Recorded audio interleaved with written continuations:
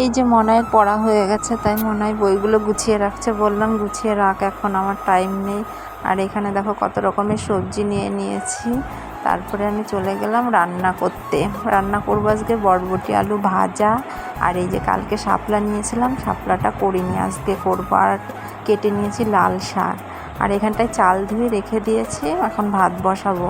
আগে ডালটা ভেজে নিই তারপরে। আর এই দেখো বর্ষাকাল না, এখন সব দেশলাইগুলো কতগুলো, 3টে দেশলাই, কত কাঠি, একটাও জ্বলছে না।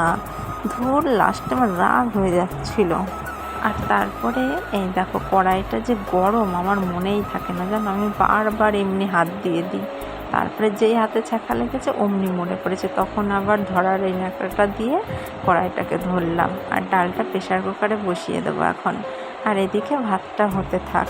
আমার প্রচুর মাল রয়েছে, মালগুলোও দিতে হবে, আবার শ্বশুর শাশুড়ির সঙ্গে এক জায়গায় যেতে হবে। এর জন্য মালগুলো করব তাড়াহুড়ো করে, তাড়াতাড়ি করে সব কিছু করে নিচ্ছি। এই দেখো এখানটা এখনও কত মাল রয়েছে, এই পাশেরগুলো হয়ে গেছে আর এইগুলো বাকি আছে, এখন করব। আর এদিকে আমার সব হয়ে গেছে, স্নান টান করে এই দেখো সব বাসন টাসন মেজে ধুয়ে ঘরটর মুছে নিয়েছি। এখন স্নান টান করে তাড়াতাড়ি রেডি হয়ে নিলাম, এখন যেতে হবে শ্বশুর শাশুড়ির সাথে। আর দেখো মনায় এসে কী যেন একটা বলছিল, যাই হোক মনে নেই। আর তারপরে রাতে চলে গিয়েছিলাম বাজারে, এই ক্রিমটা নিয়ে আসলাম। আর এখন আমার বর বলছে ঘুগনি খাওয়া, আমি বলছি কেন খাই।